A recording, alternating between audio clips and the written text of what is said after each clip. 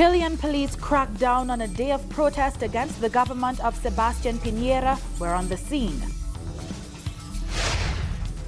The devastation in the Bahamas. Mia Mottley and other CARICOM leaders arrived to assess the damage and the needs. And in Mozambique, the Pope says tackling poverty is the best way of preserving peace.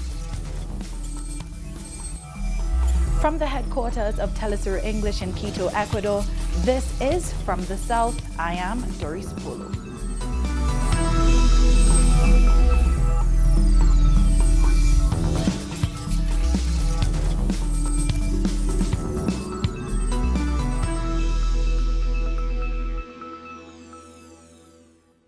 We begin in Chile, where the police have used water cannons and tear gas to try to block a day of protest against the government of Sebastián Piñera.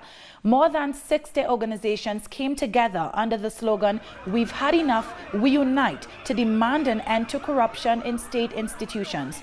The Chilean police used force to prevent the protest and detained some of the leaders. The movements are also demanding respect for a variety of basic rights, including the right to housing, water and environmental protection, as well as the rights of women, indigenous people and immigrants.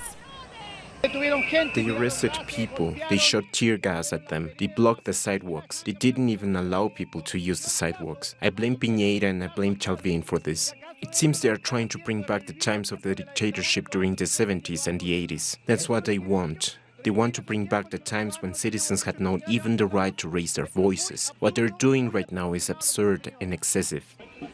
I think we have to demonstrate as much as we can. This is all about resistance. Those who remain will get through. And we will get through because we have leaders from the other side that are also injured. Our correspondent was with the protesters in Santiago and sent us this report. They never managed to begin the demonstration. The police took up positions in all four corners of this intersection at Plaza Italia in the center of the Chilean capital. And as you can see behind me, they've started spraying the protesters with water cannons, and they've stopped them from gathering together. You can see groups of protesters on different sides of the square. There seems to be some arrests being made. So let's go and have a look.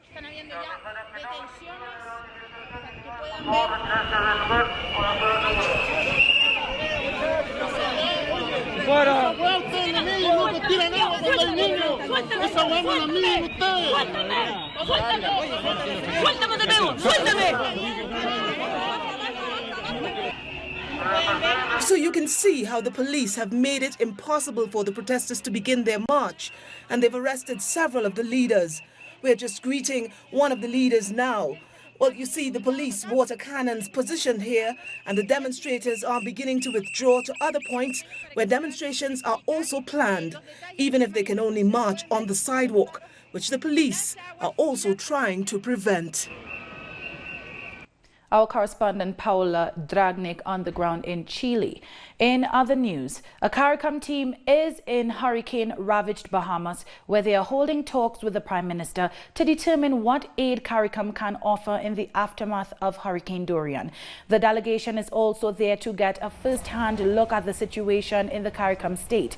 Barbados Prime Minister Mia Mottley was among the visiting team, which also includes CARICOM Secretary General Ambassador Erwin LaRocque, Chairman and St. Lucia's Prime Minister Alan Chastney, along with the Caribbean Development Bank President. CARICOM has expressed its full solidarity with the government and people of the Bahamas.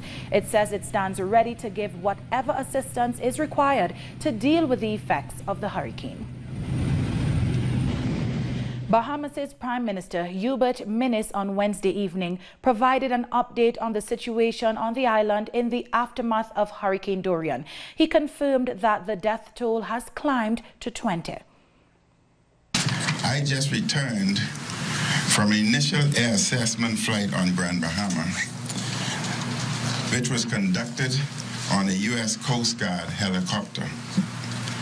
Much of Grand Bahama was previously underwater, but Grand Bahama is now cleared.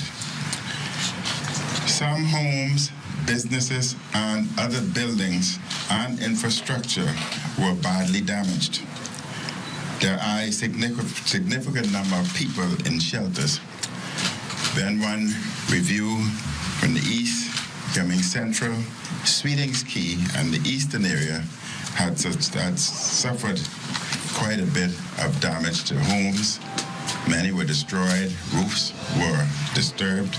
But what was most significant, those homes that were built on stilts were not damaged. As we moved into the Freeport area, I can report that the flooding had receded and most homes in Grand Bahama appeared to have received minor damage. Freeport infrastructurally had done well. Meanwhile, outbreaks of looting on Abaco Islands are adding to the misery of Bahamians devastated by the storm. The Prime Minister addressed this concern as he sounded a stern warning to looters. Bahamians are distressed that anyone would loot and further the suffering of those affected by this tragedy. This is a terrible disregard for the safety and security of others. Be warned. We will prosecute looters and other lawbreakers to the full extent of the law. We are a country of law. Additional police and defense force officers have already been deployed.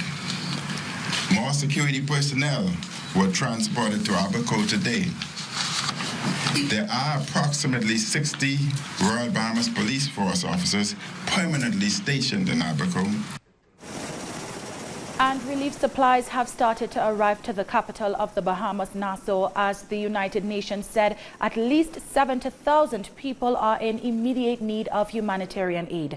Food may be required for over 14,000 people on the Abaco Islands and for more than 45,000 in Grand Bahama. At least 80 people have been rescued and evacuated from the Abacos this Thursday. Now, the Prime Minister of Belize says the Caribbean needs to be climate resilient now more than ever. Prime Minister Dean Barrow made the announcement as he offered financial and other assistance to the Bahamas following the devastating destruction caused by Hurricane Dorian. He also sent a letter to the Bahamian Prime Minister offering condolences for the lives lost. A government statement said Belize will contribute US $100,000 to the Bahamas, as well as Defense Force officers to assist with relief efforts. Meanwhile, Belize Electricity Limited stands ready to assist with restoration works. Underwater.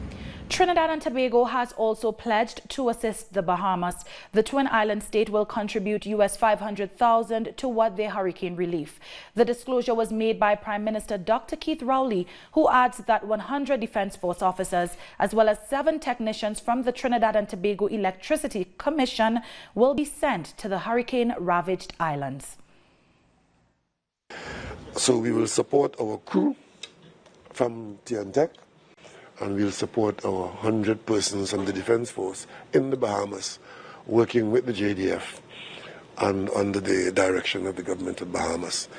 Additionally, the Cabinet has agreed to make available to the government of Bahamas $500,000 US to pay for some of the expenses that they will have to pay for now, not the least of which is medical supplies. So those are 3 things that we are offering immediately. Now, Dorian has weakened again into a Category 2 storm, but remains powerful as it tracks closer to the U.S. states of South and North Carolina. The hurricane is continuing to crawl up the southeastern U.S. coast with maximum sustained winds of 185 kilometers per hour. Flooding has already been reported in several towns across North Carolina. Almost 240,000 people have been left without power in the states of South and North Carolina and the state of Georgia. More than 1 million people in the Carolinas are under mandatory evacuation orders. Shifting gears now, the Venezuelan Vice President Delcy Rodriguez says that a criminal network led by the opposition figure Juan Guaido intends to renounce Venezuela's claim to the Essequibo region, which is in dispute with Guyana. Rodriguez revealed a conversation between an advisor to Guaido, Manuel Avendaño, and Vanessa Newman, who is linked to the U.S. State Department. President Nicolas Maduro has asked that the prosecutor's office open an exhaustive investigation into all these crimes that are being committed and which are in violation of international law and all the international agreements that exist to combat transnational crime. But the most important thing for us has to do with the issue of the Essequibo, where there is national agreement that Venezuela defends and will continue to defend its historic and legitimate right to the Essequibo territory. We'll take a short break now. When we come back, we hear about the closure of South African embassies in Nigeria. Join us again in a minute.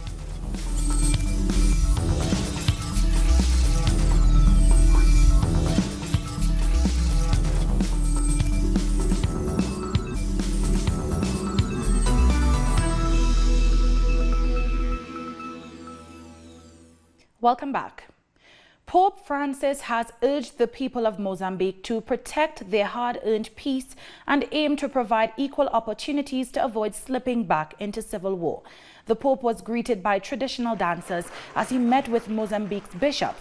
Earlier in the day, he addressed President Filipe Nyusi of the ruling Frelimo party and the leaders of the Renamo opposition, where he said leaders need to discourage any form of fanaticism. Mozambique was engulfed in a 15-year-long civil war that lasted until 1992, but leaders only signed a permanent ceasefire last month. Peace has made development possible in Mozambique in many areas. Progress in education and health is promising. I encourage you to continue working to strengthen the structures and institutions needed to ensure that no one feels abandoned, especially your youth, who make up the majority of the population. We spoke to Mitra Kaula, the United Nations resident coordinator in Mozambique, about the importance of the Pope's visit. It's extremely relevant. The message the Pope came with, he brought really a message of hope, a message of inclusion, a message of lasting peace. And he had an extremely tactful attention to the people that were affected also by the cyclones. He decided to come to bring the focus again on Mozambique nearly 6 months after terrible cyclones devastated the country. There are still nearly 2 million people that are recovering gradually, but are going up that hill. Rains are still scattered, so people also have a very difficult time in agriculture. And then there is a peace agreement that was signed, and the Pope also had very inspiring words on how to cultivate peace. South Africa has temporarily closed its embassy in Nigeria following violence against South African businesses in reprisal for attacks on foreign-owned shops in Johannesburg. The diplomatic missions in the cities of Lagos and Abuja have been closed since Wednesday after receiving threats. Meanwhile, Nigeria has announced plans to evacuate its citizens from South Africa, where at least 7 persons were killed this week in attacks on foreigners. The Nigerian Foreign Ministry said commercial airline Air Peace had offered to send a flight to South Africa on Friday to bring back nationals who want to return free of charge. The embassy needs to be shut down. Not even only the embassy, other South Africa companies need to be shut down. You're talking about DSTV, you're talking about MTN. They need to shut down. They need to shut these guys down. Let them know that, let our government let them know that we have rights to take decision when our citizens have been messed up in their country. If they can't protect our citizens, that means they too are not being protected here. We're not going to protect them. Earlier, we were joined by Socrates Mbamalu, an author based in Lagos, Nigeria. He said the closure of the South African embassy in his country will be seen by many as a positive diplomatic response to xenophobic attacks against Nigerians in South Africa. I think this is just a reaction to what is happening between the two countries. And the effect might only be for travelers, mostly those that have submitted their passports or those that are probably having plans to travel to South Africa. In other ways, also Nigerians might also perceive this as a good development in diplomatic steps being taken to curtail whatever or to address whatever has been happening in South Africa. So shutting down the embassy in Nigeria might be considered a win by some. For some reason, this particular year seems to have really gotten everybody really riled up, really angry. And it also comes with preceding I would call it characteristics that many Nigerians have been given, especially in South Africa, either as drug peddlers or as one thing or the other, labels like that. So you find that this has always actually existed. People in the Democratic Republic of Congo have also been protesting against the xenophobic attacks in South Africa. Protesters rallied at the South African embassy and at South African-owned shops in the DRC's second largest city, Lubumbashi. Here was an isolated attempt to stone some South African-owned shops, but the protesters were generally less violent than those in other African countries like Nigeria and Zambia. We cannot endorse the destruction of public property or the property of expatriates. After all, we have relations with South Africans, but simply we condemn xenophobia. Sudan's Prime Minister Abdallah Hamdok has approved a 14-member cabinet that is going to form a new inclusive government. Formation of the new cabinet is set to be officially announced on Thursday after being postponed twice since August 28th. The date that was originally set for the formation of the transitional government to be finalized. According to the nominees list, the country is set to have its first female foreign and finance ministers. The formation of the new cabinet comes after months of protest for a civilian-led transition government. Now, earlier on, the Sudanese new prime minister had called on the United States to drop his country from the sponsors of terrorism list. Speaking during a press conference with visiting German Foreign Minister Heiko Maas, Prime Minister Abdallah Hamdok insisted that being unfairly grouped in this list will have a negative impact on economic revival.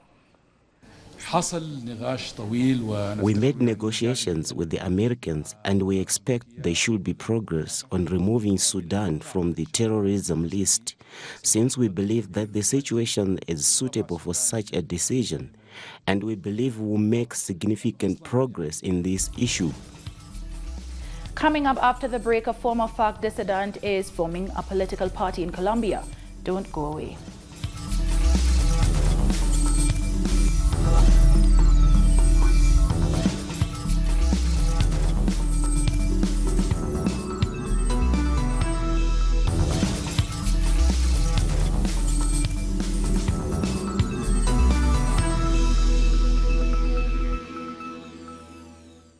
Welcome back.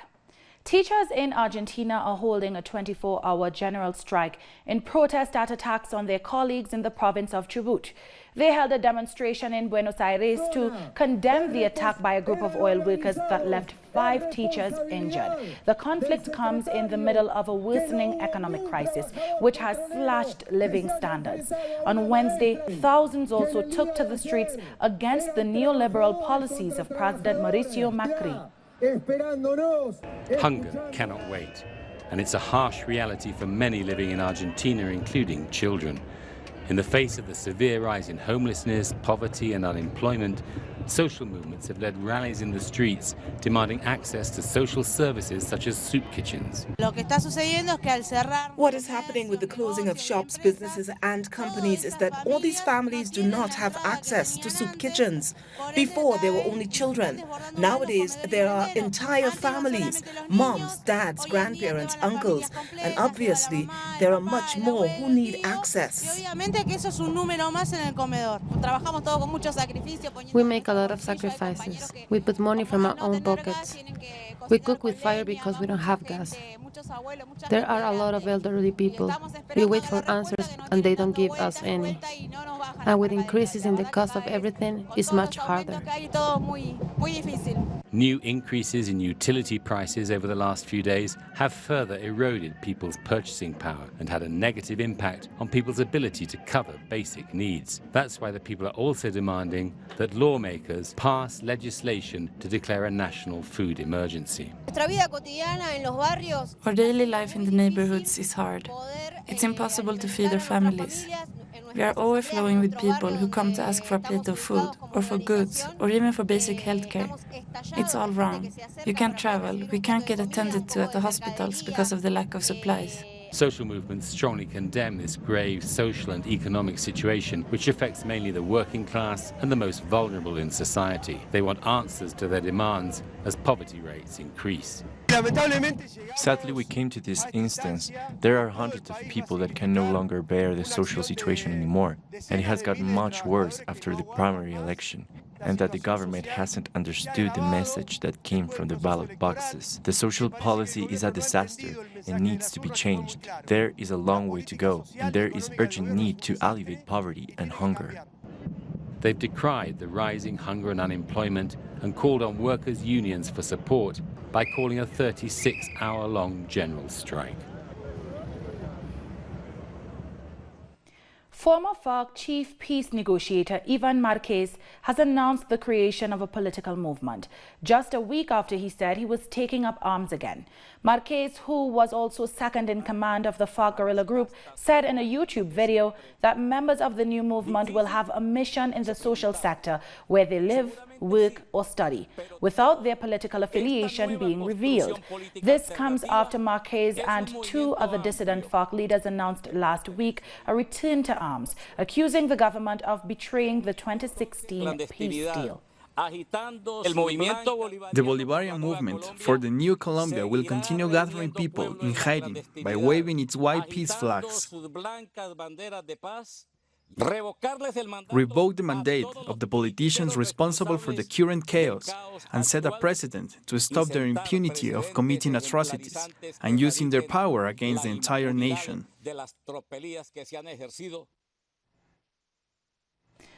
Social movements in Panama have been demonstrating against the government's plans to raise the retirement age and social security contributions.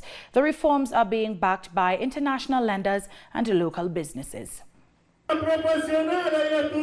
This is how members of social movements protested in front of Panama's National Assembly to demand the government cancel its plan to raise the retirement age and social security contributions.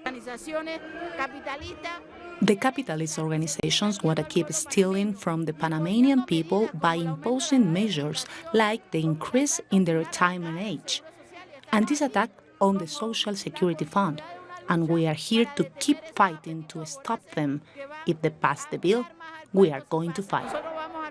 After he was sworn in July, Panama's president, Laurentino Cortizo, invited the International Monetary Fund to help him boost the economy. The IMF is proposing an increase in the retirement to between 65 and 70 for both men and women, and pension contributions would go up from 240 to 300. This means people would need to pay contributions for 25 years instead of the current 20 years. What's more, pensions would be calculated on the basis of the 10 best years of contribution and 37% of the total. At the moment, they are based on 60% of your final pay. It's not acceptable the politicians who have dipped into the Social Security Fund as if they were their own petty cash now come along and raise the retirement age and pension contributions. This is not on. We have to go back to a system that benefits all the Panamanian people. The pension reform is promoted by business associations like the Chamber of Commerce and Industry, whose members owe more than $300 million in social security payments. We won't allow those corrupt officials who have bankrupted the Social Security Fund to tell us what do we have to do. The people will take to the streets to defend the Social Security and demand a constituent assembly. Over 70% of the population depend on the retirement pensions from the public social security system. That is why these changes would be a big blow to the living standard of most Panamanians. That brings us to the end of this news brief. You can find these and many other stories on our website at telesurenglish.net. And join us on social media, Facebook, Twitter, and Instagram. For Telesur English, I'm Doris Polo. Thank you for watching.